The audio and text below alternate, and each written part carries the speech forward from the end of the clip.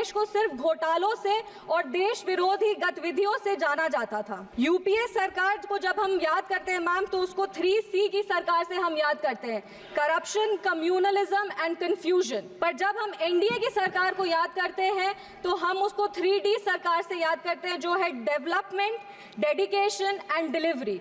माननीय सांसद श्रीमती संभावी। धन्यवाद सभापति महोदया।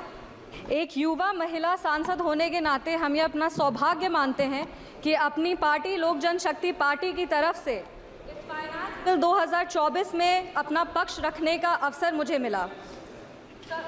मैम बजट के बाद पहली बार बोल रहे हैं, इसीलिए हम अपनी वित्त मंत्री श्रीमती निर्मला सीतारमण जी को बधाई देंगे कि उन्होंने 7वीं बार सफलतापूर्वक एक बजट पेश किया है। और इस चीज़ से एक चीज़ तो ज़रूर साबित होता है कि बजट घर का हो या देश का, अगर वो किसी महिला के हाथ में है तो परफॉर्मेंस और प्रॉस्पेरिटी दोनों का गारंटी है। इस सदन में मैम हम उन 2 वर्गों का प्रतिनिधित्व करते हैं जो इस देश का वर्तमान भी है और भविष्य भी, युवा और महिला। महोदया, लोकतंत्र एक जब देश में चुनाव होता है तो लोकतंत्र अपना एक जनादेश देती है, और हमें बहुत गर्व के साथ ये हम बता रहे हैं कि रिफॉर्म, परफॉर्म और ट्रांसफॉर्म के लक्ष्य के साथ तीसरी बार जनता ने हमें अपना मतदान रूपी आशीर्वाद देके सरकार बनाने के लिए हमें अपना जनादेश दिया है। आज 11 जून 1964 का वो दिन याद आता है जब तब के प्रधानमंत्री लाल बहादुर शास्त्री जी ने अपने देश को पहला संबोधन दिया था, जिसमें उन्होंने कहा था कि there comes a time in the life of every nation when it stands at the crossroads of history and must choose which way to go। 140 crore देशवासियों ने इस चुनाव में हमें अपना निर्णय देकर एक स्टेबल सरकार को चुना है। 2004 से 14 की वो जो 10 साल का पीरियड था हमारे देश का, उसको उन्होंने चुनौती दी है जब देश को सिर्फ घोटालों से और देश विरोधी गतिविधियों से जाना जाता था। यूपीए सरकार को जब हम याद करते हैं मैम, तो उसको 3C की सरकार से हम याद करते हैं, करप्शन, कम्युनलिज्म एंड कंफ्यूजन। पर जब हम एनडीए की सरकार को याद करते हैं तो हम उसको 3D सरकार से याद करते हैं, जो है development, dedication and delivery. Dedication है हर वर्ग को सुरक्षा और विकास देने का, हमारा डेवलपमेंट का विजन है, और हम ये भी प्रयास करते हैं कि हमारी जितनी भी योजनाएं हैं वो हर एक व्यक्ति तक टाइम बाउंड डिलीवरी सिस्टम से पहुंचे। हमारे वादे चाहे वो राम मंदिर के हो, वो आर्टिकल 370 हो, वो जीएसटी हो या सीएए हो, हमने जितने भी वादे किए हैं उसको लागू करने का पूरा प्रयास किया है। गर्व के साथ कहते हैं मैम कि जनता ने 3C नहीं 3D की सरकार को चुना है। इस सदन में अक्सर हमारे तब के प्रधानमंत्री स्वर्गीय राजीव गांधी जी की एक बात कही जाती है कि उन्होंने कहा था कि दिल्ली से अगर लाभार्थी को 100 रुपये भेजा जाता है तो लाभार्थी के पास सिर्फ 15 रुपये पहुंच पाता है, 85 रुपये भ्रष्टाचार में चला जाता है। आज गर्व के साथ कहते हैं कि अगर दिल्ली से 100 रुपये जाता है तो एनडीए की सरकार में लाभार्थी तक 100 रुपये पहुंचता है, और अगर कोई भी नागरिक 1 रुपये टैक्स भरता है तो उसको योजनाओं से 10 रुपये का लाभ होता है। अगर इसे इकोनॉमिक्स की भाषा में कहें तो एनडीए सरकार का रिटर्न ऑन इन्वेस्टमेंट सबसे ज़्यादा पॉजिटिव है। मैम, अब अगर इकोनॉमिक इंडिकेटर्स की बात करें तो 2004 में जब कांग्रेस की सरकार आई थी तो उनको मजबूत अर्थव्यवस्था विरासत में मिली थी, जो हमारे तब के प्रधानमंत्री अटल बिहारी वाजपेयी के समय जो अच्छे काम किए गए थे उसके वजह से था। एक सुनहरा अवसर था हमारे देश को सुपर पावर बनाने का सर, पर इन लोगों ने मिलकर हमारे देश को 50 साल और पीछे लेके चले गए। तब भारत का करंट अकाउंट बैलेंस सरप्लस, तब भारत का current account balance surplus of 0.5% GDP पे था। वो डेफिसिट 2004 जो है वो 2009 से 14 तक 3.3% हो गया सर, और आज ग्लोबल अनसर्टेनिटी के बाद भी करंट अकाउंट डेफिसिट सिर्फ 0.7% पर है। विपक्ष वाले लोग हमेशा सरकार को महंगाई पे घेरते हैं, हमेशा कहते हैं कि महंगाई इस सरकार में बहुत ज़्यादा है, तो उनके लिए भी कुछ आंकड़े हैं। कंज्यूमर प्राइस इन्फ्लेशन का एवरेज वाजपेयी जी के समय 4.1% था, जो 2004 से 9 में बढ़कर 5.8% हो गया और 9 से 14 में बढ़कर तो ये 10.4% हो गया। हमारे कार्यकाल में ये 2014 से 2019 तक 4.45% था और आज जब कोरोना का महामारी था और ये सब के बावजूद 2019 से 2024 के बीच में कंज्यूमर इन्फ्लेशन प्राइस जो है वो 5.69% है, जबकि ग्लोबल एवरेज मैम 8% पे है। उसके बावजूद हमारे देश का कंज्यूमर प्राइस इन्फ्लेशन 5.69% पे है। ये हमने तब करके दिखाया जब हमें कमज़ोर अर्थव्यवस्था विरासत में मिली। आज जब हम इन्वेस्टर्स से पूछते हैं हाउस द इन्वेस्टमेंट, तो वो कहते हैं हाई सर। भारत में कश्मीर से लेके कन्याकुमारी तक, आसाम से लेके गुजरात तक हर वर्ग हर राज्य में इन्वेस्टर्स आ रहे हैं, इन्वेस्ट कर रहे हैं। आज कश्मीर में UAE का एमआर ग्रुप जिसने बुर्ज खलीफा बनाया सर, वो 500 करोड़ का निवेश करके मॉल और IT टावर बनाने जा रहे हैं। और हम सबको पता है कि इनके कार्यकाल में कश्मीर में फॉरेन डायरेक्ट इन्वेस्टमेंट के नाम पे क्या होता था। आज सर जब बजट आया है और हम लोग सब बजट की बात कर रहे हैं, तो लगातार विपक्ष के लोग कह रहे हैं कि ये बजट पार्शियल है, ये बजट सिर्फ बिहार का बजट है। तो उनके लिए भी कुछ आंकड़े हैं। बिहार का gross state domestic product rupees 9.7 lakh crore है, जो पिछले वर्ष से 13% ज़्यादा है। अक्टूबर 2019 से मार्च 2024 तक $214 मिलियन का FDI आया है और 2023 से 24 तक भारत में रिकॉर्ड $70 बिलियन FDI आया है, जो 2013 और 14 में सिर्फ $36 बिलियन थे। मेरे कहने का तात्पर्य ये है कि जब बिहार का इकोनॉमी एमर्जिंग इकोनॉमी है, बिहार का इकोनॉमी एस्पायरिंग इकोनॉमी, और जब केंद्र सरकार ने बिहार को सहयोग किया है, तब बिहार और मजबूती से खड़ा हुआ है। मैं प्रधानमंत्री जी को और वित्त मंत्री जी का विशेष आभार व्यक्त करती हूँ बिहार की तरफ से, जिन्होंने बजट के लिए इतनी अच्छी घोषणाएं बिहार के लिए की है। अगर जॉन एफ कैनेडी की एक बात कहें तो वो कहते थे कि American roads are not good because America is rich, but America is rich because American roads are good. मुझे पूरा विश्वास है कि आने वाले समय में बिहार का उदाहरण दिया जाएगा ये सारे शब्दों के लिए।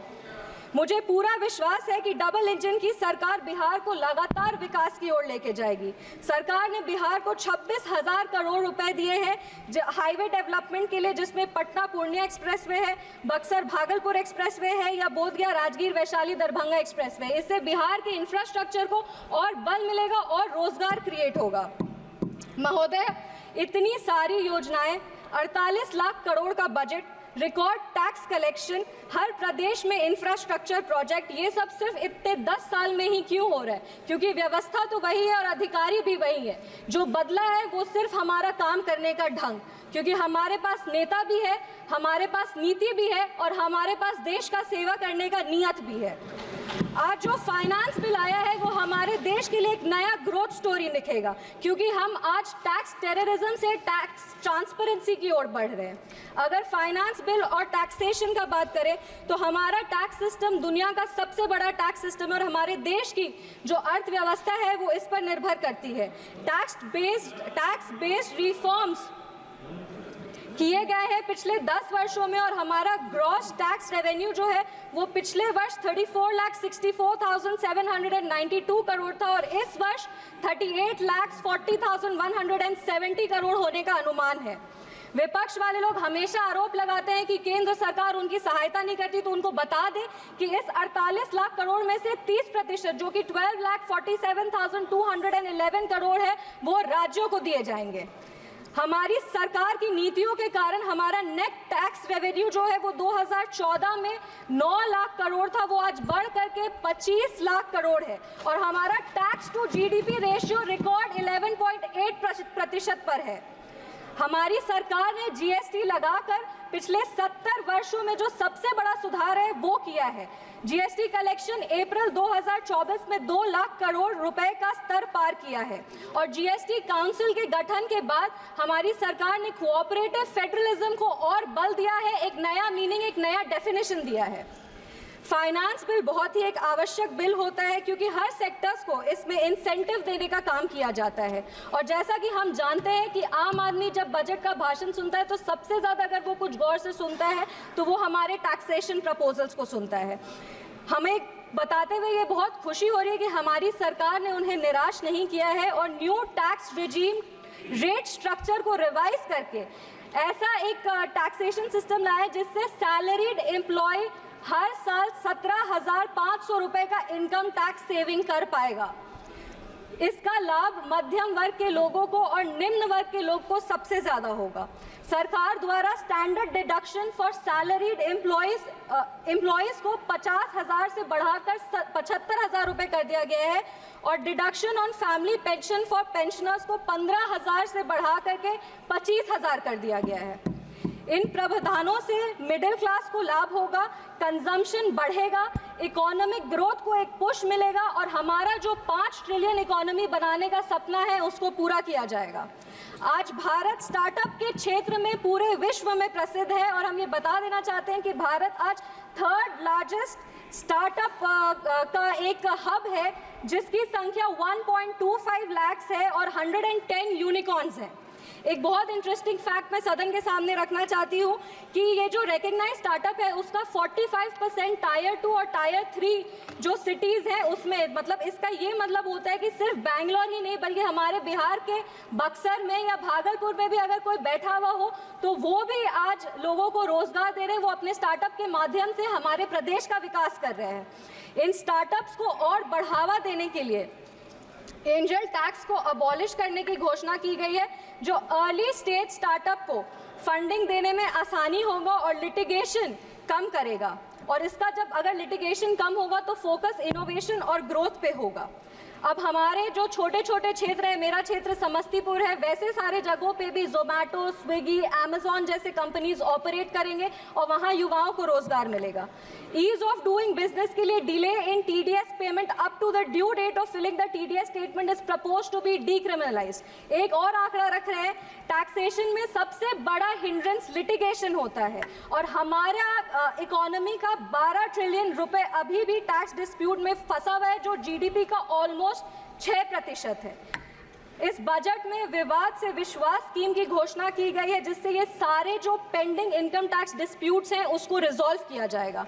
To reduce litigation in international taxation and enhance certainty, the government proposes to expand the scope of safe harbor rules and streamline the transfer pricing assessment process.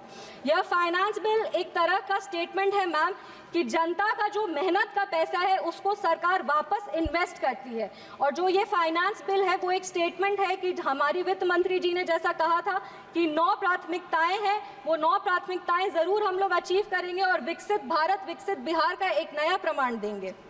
ये जो देश है वो रिफॉर्म्स पिछले 10 वर्षों से रिफॉर्म में है और सकारात्मक बदलाव देख रहा है। हमारा देश आज फ्रजाइल 5 इकोनॉमी से टॉप 5 इकोनॉमीज की तरफ बढ़ रहा है और G20 के माध्यम से आज हमारा देश एक ग्लोबल सुपर पावर बन गया है। हमने अपने देश के नागरिकों के सपनों को पूरा होते हुए देखा है मैम, वो चंद्रयान का सफलतापूर्वक लैंडिंग हो, धारा 370 हो या हमारे प्रभु श्री राम की प्राण प्रतिष्ठा हो। आज हम 5वीं सबसे बड़ी अर्थव्यवस्था बन गए हैं और इसीलिए हमारे सामने जो चुनौती है वो तो है पर हमारे पास अवसर भी है और हमारे पास एक विजन भी है। अपने वाणी को हम विराम देने के पहले धन्यवाद देंगे हमारे माननीय मुख्यमंत्री श्री नीतीश कुमार जी को और हमारे पार्टी के राष्ट्रीय अध्यक्ष श्री चिराग पासवान जी का, जिनकी लगातार मेहनत की वजह से हमारे 1 मिनट मैम 1 मिनट सबसे युवा सांसद है 2 मिनट, जिनके लगातार प्रयासों के वजह से आज हमारे प्रधानमंत्री जी का जो सपना है उसको बिहार में धरातल पर हम लोग इम्प्लीमेंट कर पा रहे हैं। विपक्ष के लोग हमेशा हमें कहते रहते हैं, हमारी नीयत को खोजते, हमारी नीति को खोजते, हमेशा हमें कोसते रहते हैं। तो हम राजधारी सिंह दिनकर जी की धरती से आते हैं, 2 पंक्ति बस पढ़ेंगे इनके लिए। सच है विपत्ति जब आती है कायर को ही दहलाती है, सूरमा नहीं विचलित होते, क्षण एक नहीं धीरज खोते, विघ्नों को गले लगाते हैं, कांटों में राह बनाते हैं। जय हिंद, जय बिहार, जय समस्तीपुर। माननीय सांसद